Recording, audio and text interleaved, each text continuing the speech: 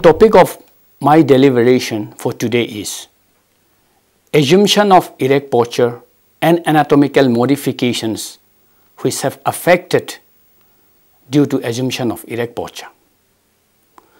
So now, from physical point of view, human beings came to be known as man when he could perfectly stand erect and walk bipedally. So, when he started walking bipedally in a perfect erect posture, a number of modifications took place on the skeleton, both in the axial skeleton as well as appendicular skeleton. Now, the primates is the order in which human beings or Homo sapiens scientifically called belongs to. And the primates have different mode of locomotion. When we say primate, it covers the monkeys, apes and man. So, the locomotion pattern of the primates differs from species to species. Well, no doubt. Basically, we said that primates are arboreal inhabited. That means they live on the branches of the tree, move from one branch to another branch. But the higher primates, some of the higher primates, they come down on the surface of the earth and they walk bipedally or quadrupedally. So, just looking from the locomotion pattern, we can broadly divide primate locomotion into different types. One is brachiation. So, when we say brachiation, it simply means moving from one branch to another branch by swinging of the arms, leaving another arm free, and then swinging and holding the another branch with another hand and leaving the first hand again. So, this process is called simply brachiation. Then again we have leaping type of movement on the trees. Here it is the rapid extension of upper and lower limbs and moving up on the tree trunk. Then we have arboreal quadrupedalism, walking on the branches of the trees or tree trunk using all the four limbs. That means two upper limbs and two lower limbs. So, that is arboreal quadrupedalism. Then some other higher primates, they come down on the surface of the earth or they walk on the ground, and that is what we call as terrestrial habitat. And in this terrestrial locomotion pattern, we have terrestrial quadrupedalism, walking on all fours. All the four limbs, the upper two limbs and the lower two limbs are used for walking. And then again we have semi-erect posture, as you might have seen among the apes, particularly such chimpanzee or gorilla. They cannot stand perfectly erect and walk. However, they imitate to stand erect but with their back little bit bent, a drooping head. So, that pattern of locomotion we call it as clinograde posture or semi-erect posture in simple language. Then comes the most important one, that is orthograde posture, which we call it perfect erect posture and walking bipedally. That is orthograde posture. So, the change from this pronograde, that means terrestrial quadrupedalism, to orthograde posture, pronograde to orthograde, that means from terrestrial quadrupedalism to terrestrial perfect erect and bipedal walk. During this process, a number of changes took place in the skeleton. So, first of all, let us start with those changes which have occurred on the skull of man due to assumption of orthograde posture. That means perfect erect posture. So this is a skull. This is a human skull, and this is the skull of a chimpanzee, and again this is the skull of a monkey. Now we will be able to see the distinct differences among these three because of assumption of erect posture. Now this hole is called Foramen Magnum. This Foramen Magnum is a hole which connects the brain with the spinal cord, which passes through in the middle of the vertebral column. So this Foramen Magnum is perfectly in 6 o'clock position. If you just look a clock, a wall clock, you know the position of 6 o'clock position. So this Foramen Magnum is in a 6 o'clock position. That means perfectly facing downward, perfectly at the base of the skull. Whereas when we orient this skull of chimpanzee in its anatomical position, the Foramen Magnum is here, it is at 8 o'clock position. Whereas for man it is at 6 o'clock position like this, and for just chimpanzee, apes and monkeys it is at 8 o'clock position. You can just see the Foramen Magnum. It is at 8 o'clock position because the face is not to be kept like this, it is to be kept like this, so it is at 8 o'clock position. So this is one change, a great change which have taken place in the skull of man. Well, then at the same time, with the assumption of erect posture, the position of this occipital condyle, this is what we call as occipital condyle. Similarly, it has occipital condyle, this has also occipital condyle. So the position of occipital condyle also shifted along with the shifting of position of Foramen Magnum. So this occipital condyle is basically meant for articulation with the atlas vertebra of vertebral column. Atlas vertebra is the first vertebra or the first neck vertebra which articulate with the skull. So the position of occipital condyle also changes. Then here in human skull, the jaw, that means the maxilla and mandible, it is almost in the same line with the face. That means it does not project out. You see the bone of a monkey. It is not to be kept like this. It is the anatomical orientation. Here the jaw projects out, the maxilla projects out. Similarly, you see here also it is anatomical position and the upper jaw or maxilla projects out. Similarly, the mandible also projects out.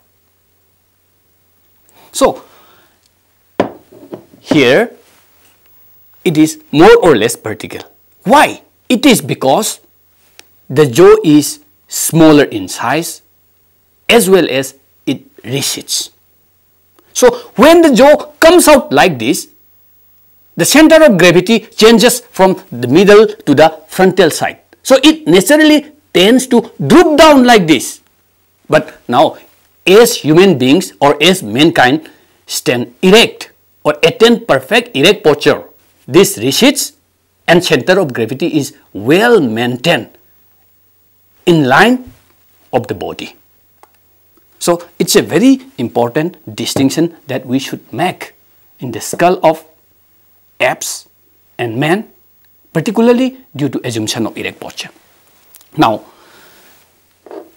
this is a mandible, a lower jaw, and this curvature we call it dental arch. And this dental arch, if you simply look at it, Which alphabet it resembles? It resembles V-shaped, not U-shaped. Among the apes and monkeys and other lower primates, it is not V-shaped. We also call it as parabolic shape, no doubt, but it is not V-shaped, it is rather U-shaped. Here it is V-shaped. This is another change, another anatomical modification that we have observed due to assumption of erect posture. Why it expands here? Because you see the cranium, the brain size increase. So in this skull, this part is called cranium, this part is called facial region. So the cranium expands because of increased brain size. So when the brain size increase, the condyle of the jaw also expands. So expansion of condyle forming a V-shaped or parabolic curve of dental arch is another change that we have noticed in man due to assumption of erect posture. Then you see, here we can see a rough ridge. This is called knuckle ridge. What is this for?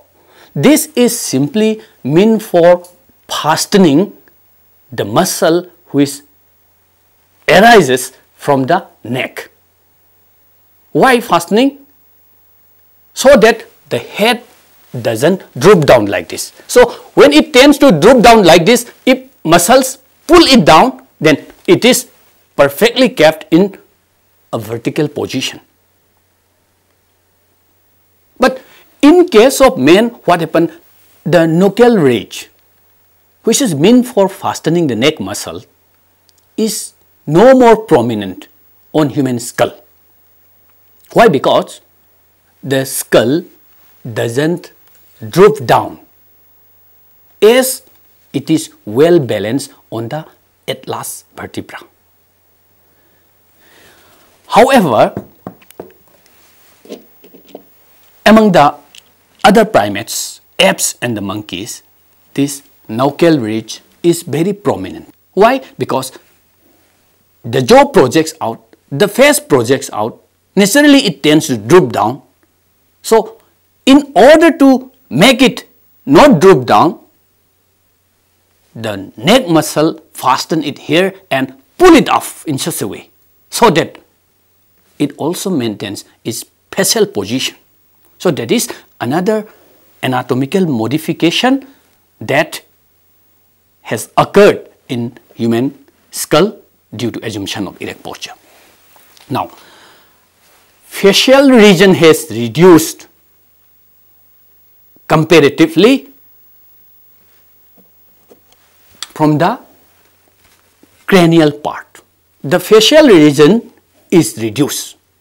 Proportionally it is reduced as compared to the cranial part. So this cranial part is very large and this facial part is reduced. Here among the monkeys, the cranial part is comparatively smaller and facial part is comparatively larger. Why? Because the brain in human beings or mankind is larger than that of the apes and monkey.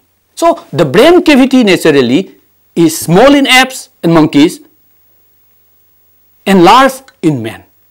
So correspondingly what happened? The facial part diminishes in size for man and it retains its large size among apes and the monkeys. Now you see we have this supraorbital ridge. You can see a very prominent supraorbital ridge, or commonly we call it eyebrow ridge.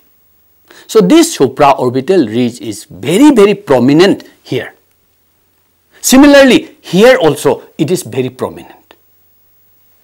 This supraorbital ridge is not meant to guard the eyes, but it is meant for fastening of muscles which arose from jaw. Because jaw is very heavy, as I told you, it's massive in size. Just to fasten the muscle which arose from the mandible, the prominency is required. But what about men? In men, a lower jaw and the maxilla, that means mandible and maxilla, are no more large. They are comparatively reduced in size, as I told you, receding. Therefore, there is no necessity of having a large supraorbital or eyebrow ridge. You see, no eyebrow ridge, almost absent, or maybe even if developed, faintly developed. Here, the supraorbital ridge is very prominent. So, this is again another landmark or important change which has occurred with the assumption of erect posture. When supraorbital ridge is prominent, along with it, this is mid-sagittal crest. This crest is again meant for fastening the muscles of jaws, so that the jaw doesn't hang down freely. So this mid-sagittal crest or a temporal crest, they are no more visible on the skull of human being. No mid-sagittal crest. Here you can see mid-sagittal crest. So this mid-sagittal crest is absent. So that is another modification which has taken place on human skull due to assumption of erect posture. When the jaw has reduced in size, this is human mandible, human jaw. When the jaw has reduced in size, correspondingly, the teeth embedded inside the jaw also reduce in size.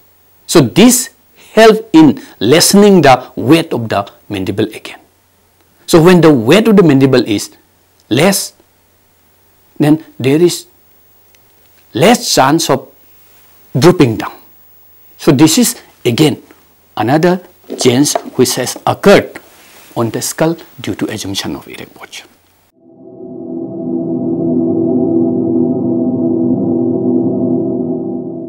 So skull is not the only bone on which anatomical modification has taken place due to assumption of erect posture. Considering the axial skeleton means that part of the skeleton which forms the axis of our body. So when we say axis, we remove the limb part. That means the forelimbs and hind limbs are taken out from the total of the skeleton. Then the remaining part forms the axis of the body. So skull is one. Then vertebral column is one. Then sternum is another. And ribs, what we call rib cage. So that those ribs constitute axial skeleton of our human body. Now, a major change took place on the skull due to assumption of erect posture, no doubt. But changes are also noticed on the vertebral column of human body due to attainment of erect posture. Now vertebral column, this is the vertebral column. So altogether in a vertebral column there are 33 vertebra. So these 33 vertebra together constitute vertebral column, or we simply say it as spine. Now what happened? These 33 vertebra are all together lined up forming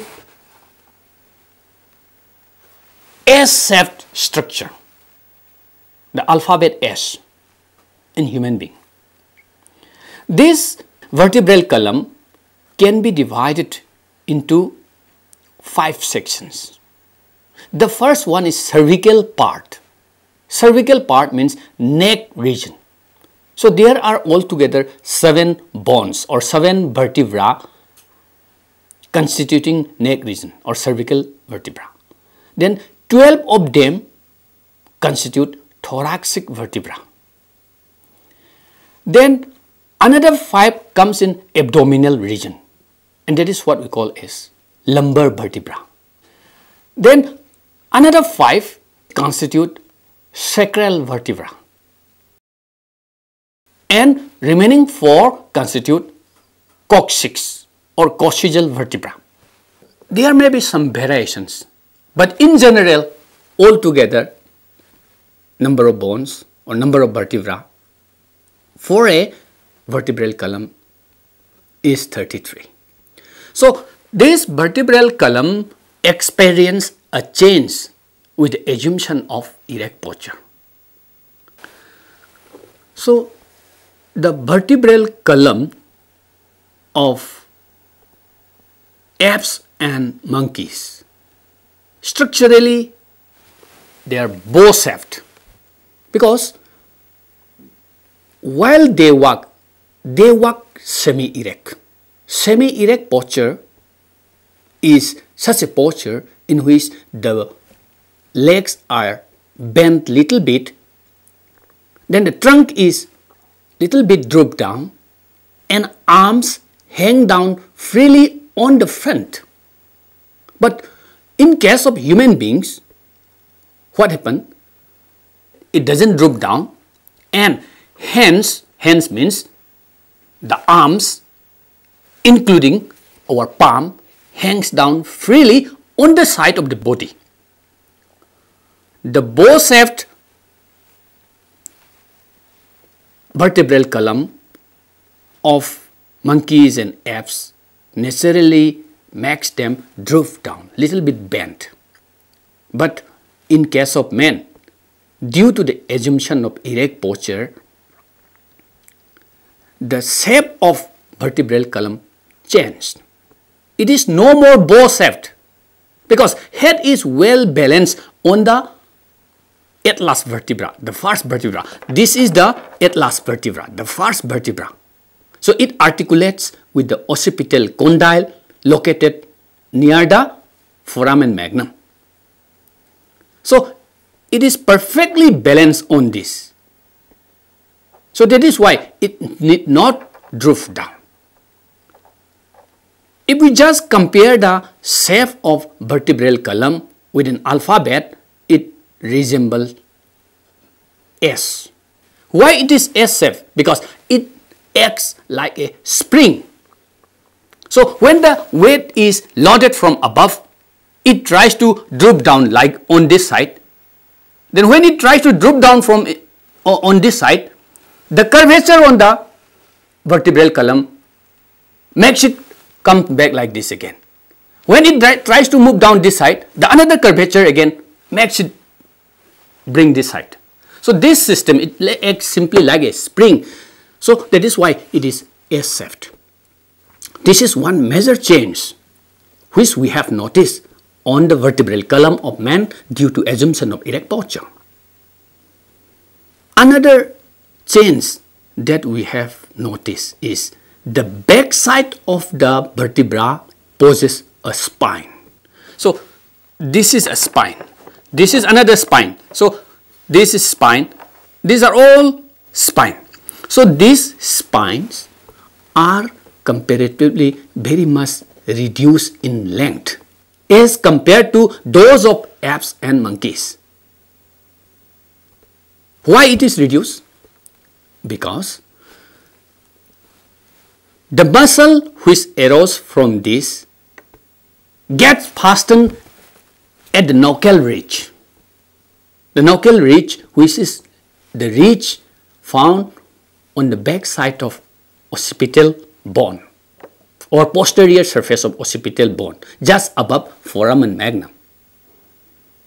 So the fastening of that muscle helps in controlling the drooping down of head. So in case of men, as the skull is better balanced, or rather we can say well balanced on the first vertebra, at last vertebra of cervical vertebra, there is no need of a very strong fastening. So that is why these spines are comparatively reduced in length. So this is one point. Then this, as I have told you, this part we commonly call it sacrum.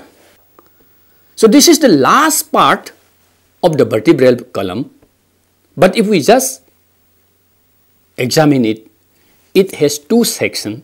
One is sacral part, another coccyx. Sacral part 5 bone and coccyx 4 bones. So the 9 bones fuse together to form this sacrum. So this is the last part of the vertebral column. That means caudal part. We call it caudal part. So this is comparatively broad. This is comparatively broader and shorter. Why broader and shorter? It articulates with the hip bone, pelvic bone. This is one bone, pelvic bone.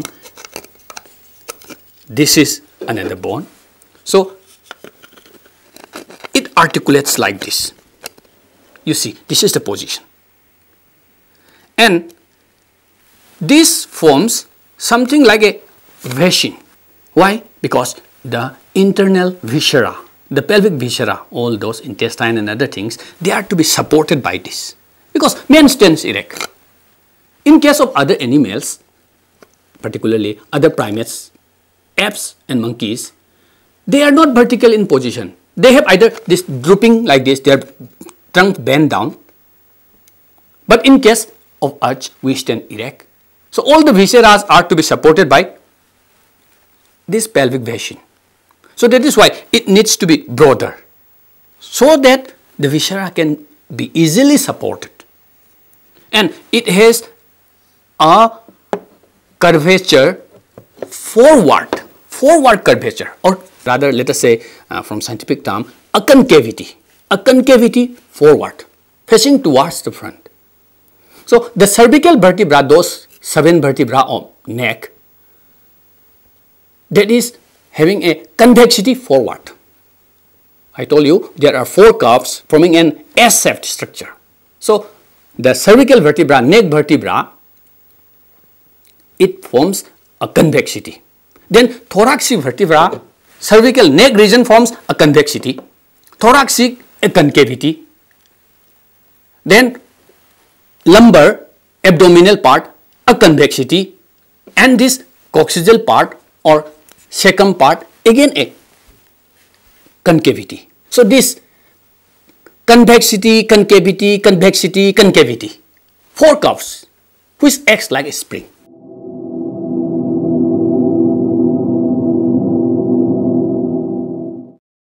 So these are major changes which we have noticed on the vertebral column of man, by means of which man can perfectly stand erect and walk bipedally, differentiating itself from other primates and making him known as man.